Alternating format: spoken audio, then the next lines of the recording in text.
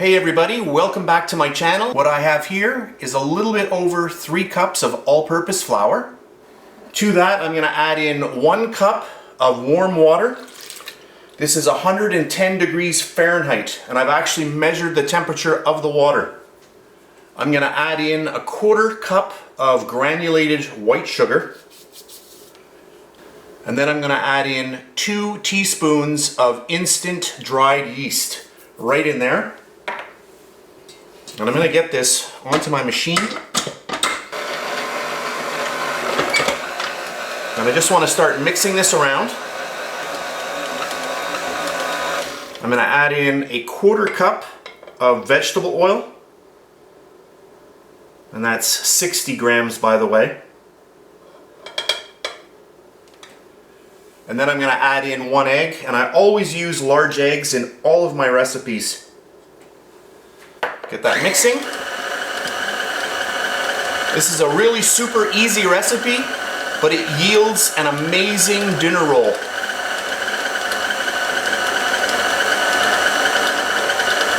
And then I'm going to add in my last ingredient, which is a 1/4 teaspoon of salt. Right in there. And at this point, I'm going to let my mixer go for a good 6 to 7 minutes.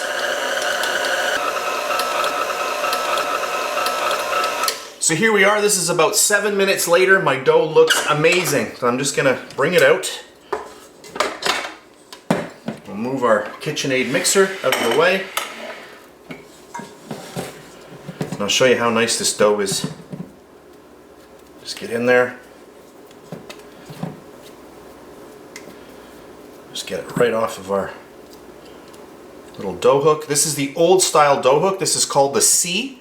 And I do have a video illustrating the differences between the spiral and the old style C hook like this. But you can see it still does a nice dough.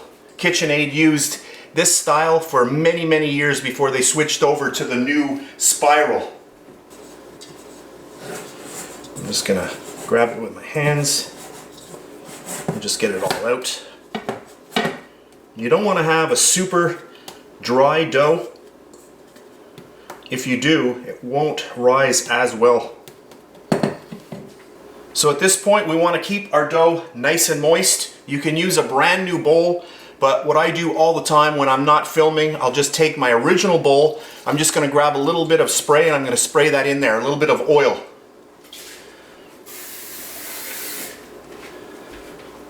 So if you don't have cooking spray, just take a little bit of oil and just oil it. You can use your hands or a little paper towel or a little brush.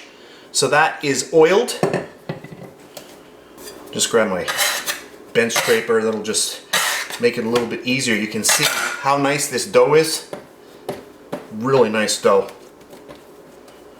So I'm just going to get that into a nice ball.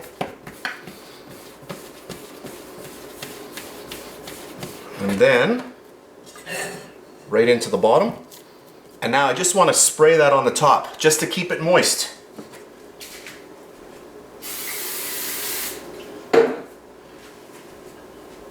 And there we have it. So let's take a beginning look to see what it looks like. And now I'm going to cover it and I just want to leave it there for about an hour. I just want it to get larger in size. So this is about 45 minutes later. And I'm just going to grab my nice dough. I'm going to bring it out and you can see that it's kind of opened up. It's a little bit less firm. There's a lot of energy and activity going on there with the yeast. And at this point, I'm just going to grab my little bench cutter and I just want to cut all of these into little balls. So if you don't have a little bench scraper like this, you can just use a knife. You just want to try to get them into equal balls. 1, 2, 3, 4, 5, 6, 7, 8. I have a 9-inch square pan here and I've just oiled it a little bit. And then I'm going to take each one of these. And I'm going to just start placing them into the middle.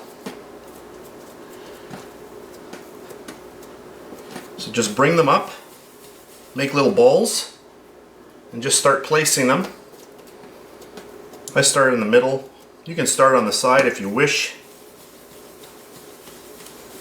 So basically the same technique as if you were making a little dough ball for pizza.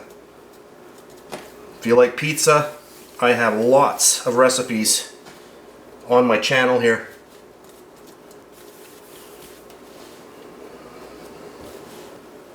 And if you want to be really accurate, you can get out your scale and you can weigh out each ball and then just take and add to each ball until you get equal, ball sizes and weights.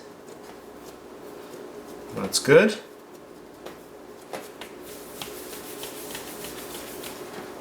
And then I'm just going to spray the top again to keep all of the dough balls moist.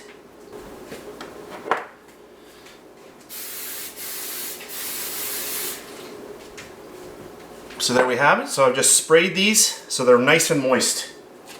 And then again, my little tea towel, and I just want to let these sit and rest for at least a half an hour. So I'll do that and then I'll come back in a little bit. So this is about 45 minutes later and we are ready to go. You can see that they've blown up a little bit. I've just taken an egg and just mixed it with a fork, and now I'm just going to get this all over the top. This is going to give it a really nice brown appearance. Now this is optional, but it does make your final product looking a lot nicer.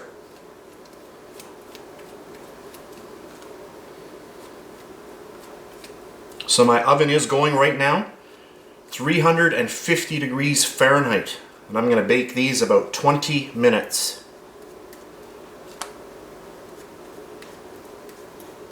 Oh, that looks nice. There we go. And now I'm going to pop these into my oven and I'll come back when they're baked. So here we go, right out of the oven, exactly 25 minutes. At the 20-minute mark, I wasn't too happy with the browning on top, so an extra 5 minutes, and to me these look really, really good. At this moment, they're extremely hot, so I'm going to let them cool down and I'll come back and show you the final product in a little while. Now that my dinner rolls have completely cooled, let's just get them right out of the pan, and you can see that they don't stick at all, they just come right out. I'll flip it over so you can see the bottom, how nice that is. And there we have it. These smell amazing. I wish you could be here to smell this with me. So of course we're gonna just take one of these off, and you can see right away how nice these are. I'll just break right into it. Look at this. Oh.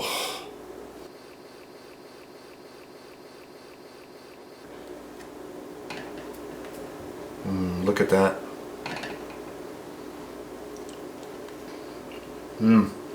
All I can say is these are amazing. Anytime I have spaghetti, I make these and there are none left over. Look at that. I hope you try these out. You're going to make these once and you're going to be making them all the time. A really, really super easy recipe. I hope you enjoyed it. If you did, please give me a thumbs up, subscribe if you wish. I really do appreciate that. If you're on Facebook, you can check me out at facebook.com/BakeLikeAPro. That's it for today, and I'll see you next time. And please subscribe to my Bake Like a Pro YouTube channel, and also click that notification bell to be alerted every time I upload a brand new video.